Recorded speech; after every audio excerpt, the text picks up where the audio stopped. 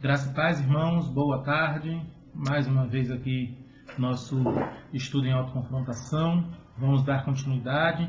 Estamos num assunto que é extenso e precisa ser mesmo, que é sobre a ira. E por que ele é tão extenso e por que ele precisa ser extenso? Porque é um pecado que a grande maioria das pessoas se especializa em ocultar.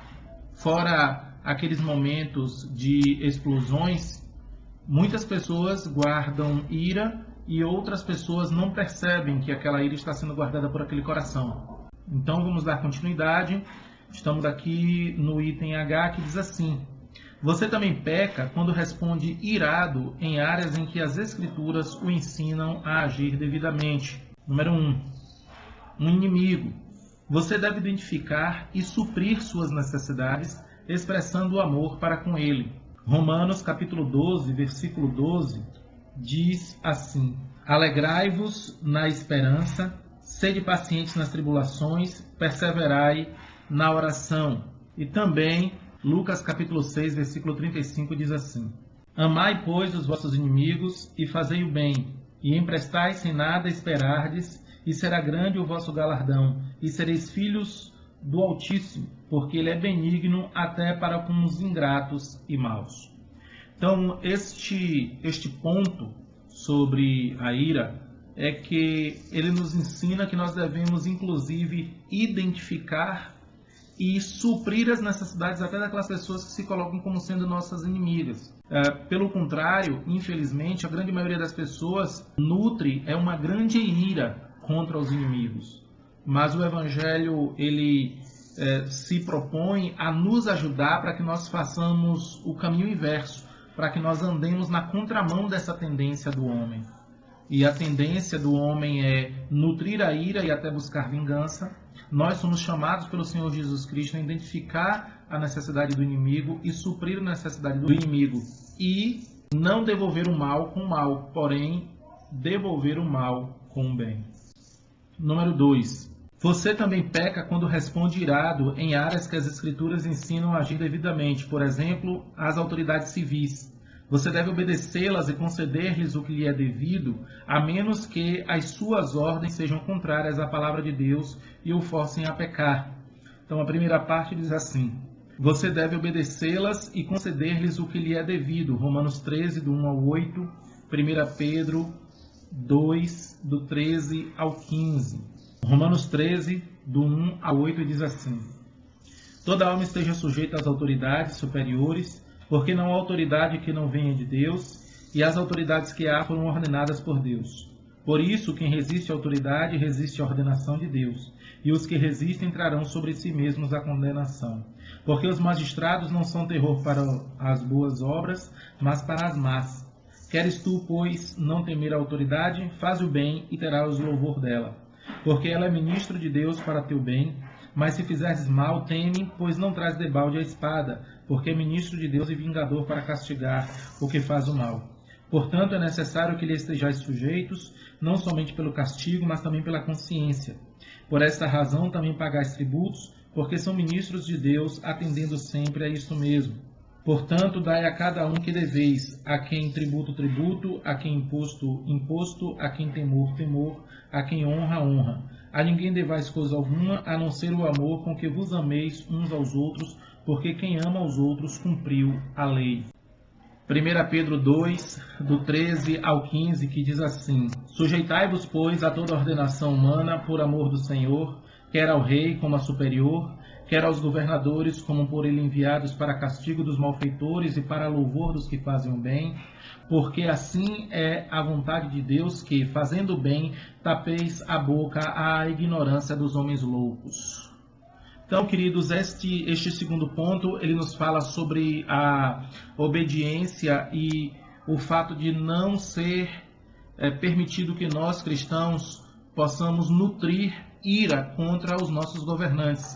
Nós somos chamados a orar por eles, nós somos chamados a pedir ao Senhor que nos abençoe, que dê-lhes sabedoria. E nos é dito nessas passagens que nos foram lidas que nós devemos nos sujeitar.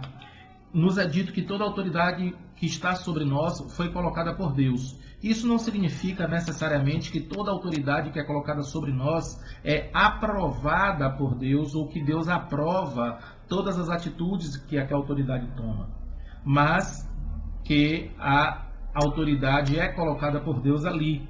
Então nós devemos obedecer desde quando o que nos é ordenado pelas autoridades não nos forcem a pecar. Então, próximo ponto. Você também peca quando responde irado em áreas em que as Escrituras o ensinam a agir devidamente. Uma delas é a circunstância da vida. Diz assim: você deve confiar em Deus e estar contente. Eclesiastes 7,14 nos diz assim: no dia da prosperidade goza do bem, mas no dia da adversidade considera, porque também Deus fez este em oposição àquele, para que o homem nada ache que tenha de vir depois dele. Romanos 8, 28 e 29 dizem assim: e sabemos que todas as coisas contribuem juntamente para o bem daqueles que amam a Deus, daqueles que são chamados por seu decreto. Porque os que dantes conheceu, também os predestinou para serem conformes à imagem de seu Filho, a fim de que ele seja o primogênito entre muitos irmãos. Também Filipenses 4, do 11 ao 13, que diz assim: não digo isto como por necessidade, porque já aprendi a contentar-me com o que tenho. Sei estar abatido e sei também ter abundância. Em toda maneira e em todas as coisas estou instruído, tanto a ter fartura como a ter fome, tanto a ter abundância como a padecer necessidade. Posso todas as coisas naquele que me fortalece. 1 Timóteo, capítulo 6, versículos do 6 ao 8, que diz: mas é grande o ganho a piedade com contentamento, porque nada trouxemos para este mundo e manifesto é que nada podemos levar dele. Tendo, porém, sustento e com que nos vestirmos, estejamos com isto contentes. Então, amados, esses trechos, Eclesiastes, Romanos, Filipenses e 1 Timóteo, nos ensinam a não ficarmos irados com as circunstâncias que nós vivemos.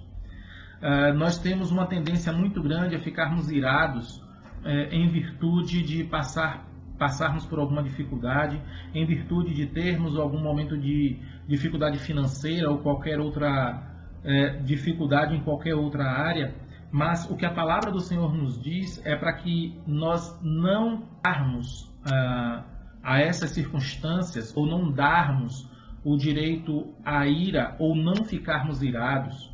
Nós não temos o direito de ficarmos irados em virtude da circunstância. Nenhuma circunstância justifica ficarmos irados, porque inclusive o Senhor usa as circunstâncias para trabalhar em nós, para que o nome dele seja glorificado mesmo no meio das adversidades.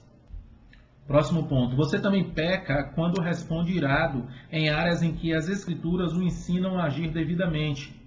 Exemplo: provações. Você deve cooperar com Deus e responder com alegria à medida que Ele desenvolve a sua vida um caráter semelhante ao de Cristo.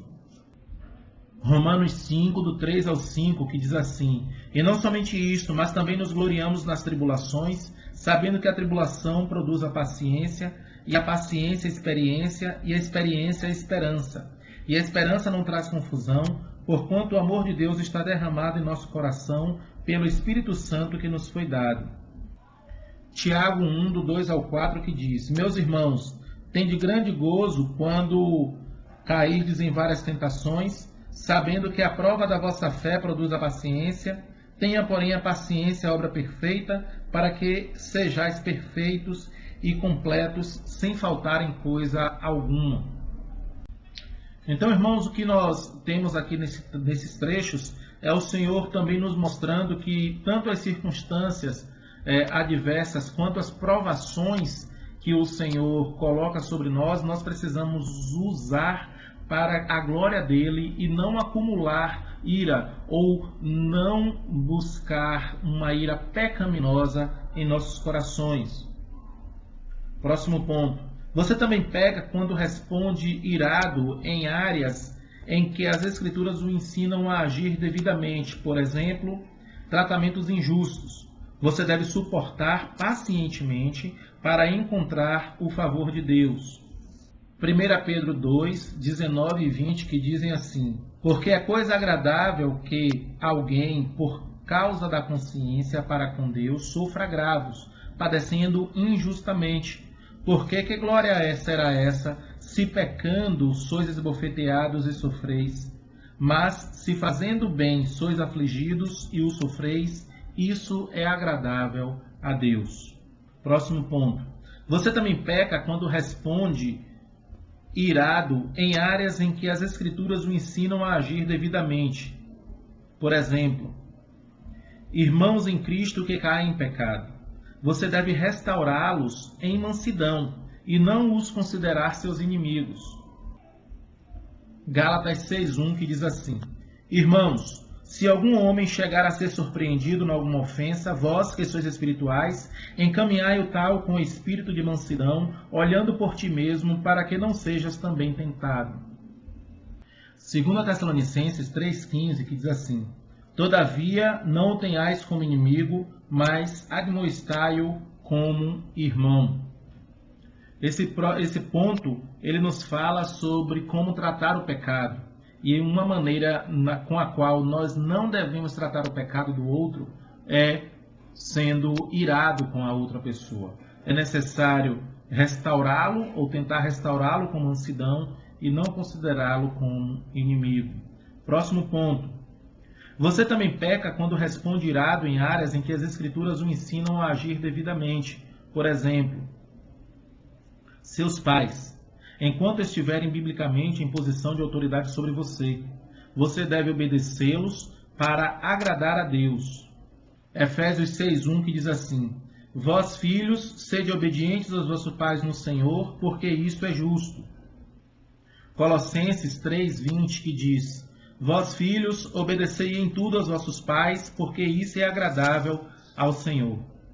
É claro que chega uma idade, chega um determinado momento em que a pessoa ela não está mais biblicamente sob a autoridade dos pais. É quando a pessoa ela se casa, quando a pessoa já não está mais debaixo da tutela dos seus pais, nem financeira, nem emocional, ou em nenhuma outra área. Essa pessoa sustenta a si mesmo, esse crente ele vive a sua própria vida, quer seja numa vida adulta, ainda solteira, longe dos pais, quer seja casado, formando uma nova família. Então essa pessoa agora ela não tem mais que estar debaixo da autoridade de seus pais. Mas enquanto isso não acontece, é necessário que essa pessoa ela realmente seja obediente, ela não trate seus pais com ira. É isso que nós aprendemos aqui nesses trechos vistos. E agora nós temos também um outro lado dessa questão. Você também peca quando responde irado em áreas em que as Escrituras o ensinam a agir devidamente, ou seja, de maneira devida. Por exemplo, seus filhos. Você não deve os provocar a ira, mas instruir na disciplina e na admoestação do Senhor. Efésios 6:4, que diz assim: E vós, pais, não provoqueis a ira a vossos filhos, mas criai-os na doutrina e admoestação do Senhor. Nós encontramos aqui, neste ponto, é que os pais eles são chamados a também não provocar os filhos a ira. O fato de que os filhos não podem ficar irados com seus pais não dá aos pais o direito de tratar os filhos como bem entender, de tal maneira que provoque ira nos filhos. É necessário que a criação e a condução dos filhos seja, conforme diz aqui o versículo, na doutrina e admoestação do Senhor. Próximo ponto. Você também peca quando responde irado em áreas em que as Escrituras o ensinam a agir devidamente. Por exemplo, maridos e esposas devem ser submissos um ao outro e perseverar no amor bíblico de um para com o outro. Então, a submissão um ao outro, em Efésios capítulo 5, versículo 21, que diz assim: sujeitando-vos uns aos outros no temor de Deus. E na perseverança do amor bíblico um para com o outro, 1 Coríntios 13, do 4 ao 8, que diz assim: o amor é sofredor, é benigno, o amor não é invejoso, o amor não trata com leviandade, não se ensoberbece.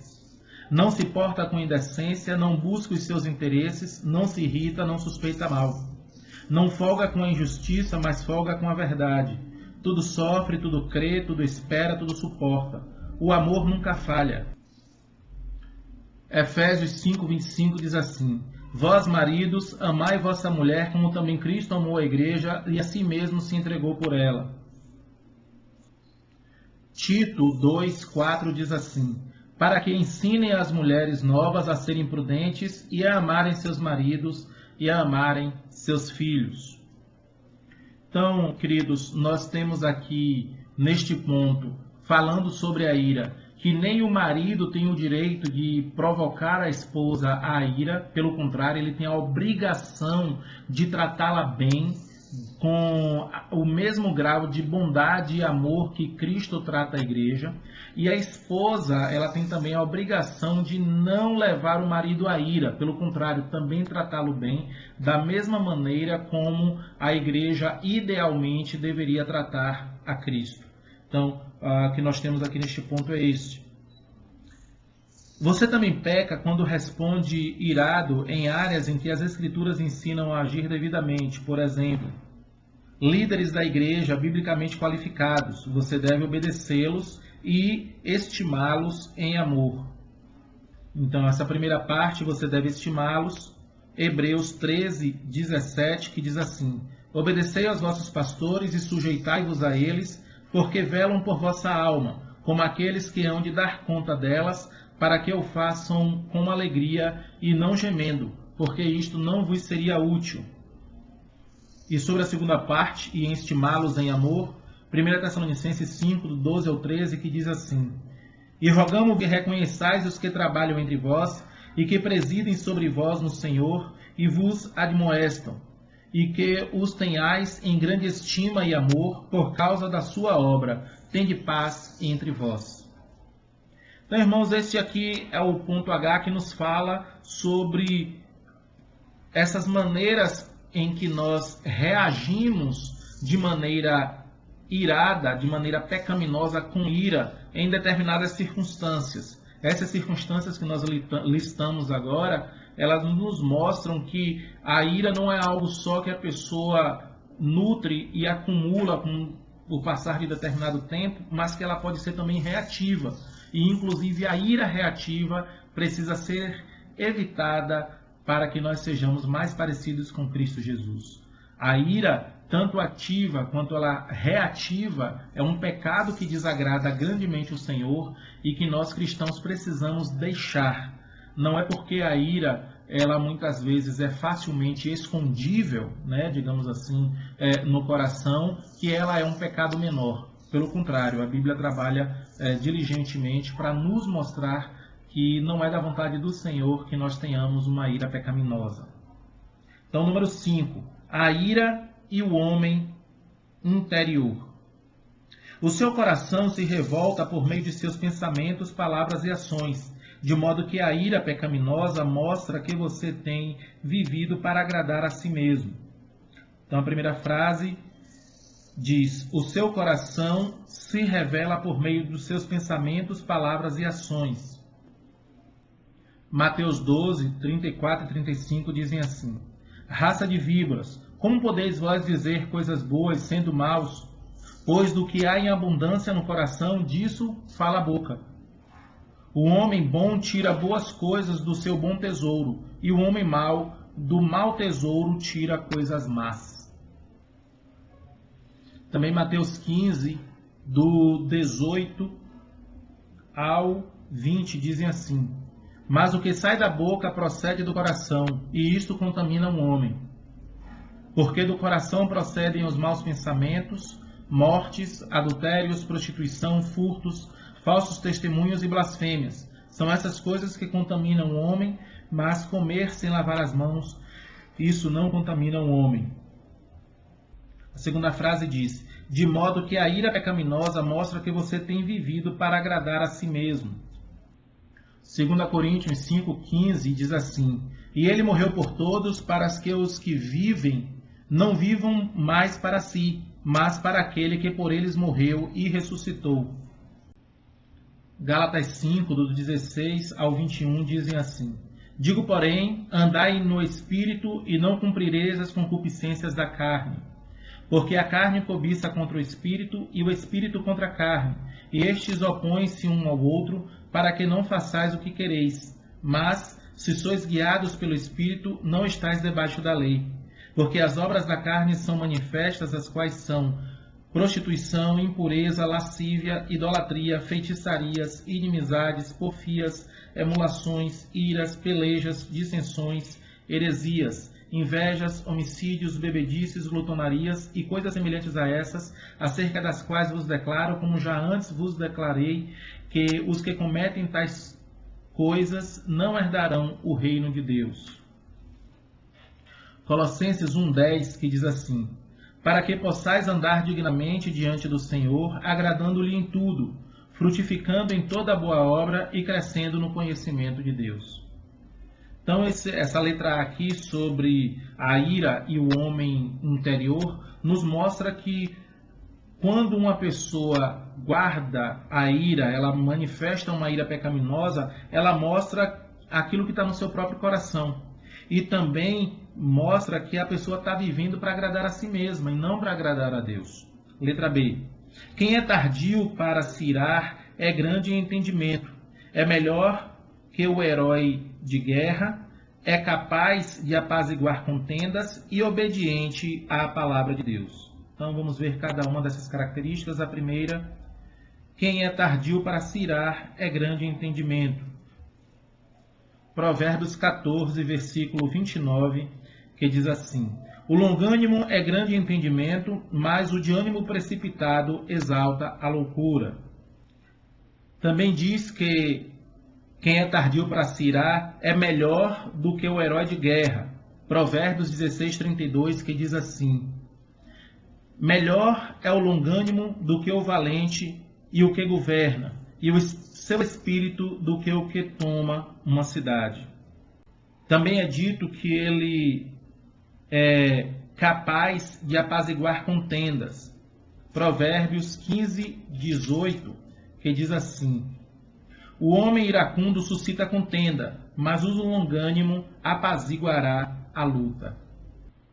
Também é dito aqui que ele é obediente à palavra de Deus. Tiago 1, 19 e 20, que dizem assim: sabei isto, meus amados irmãos, mas todo homem seja pronto para ouvir, tardio para falar, tardio para se irar, porque a ira do homem não opera a justiça de Deus.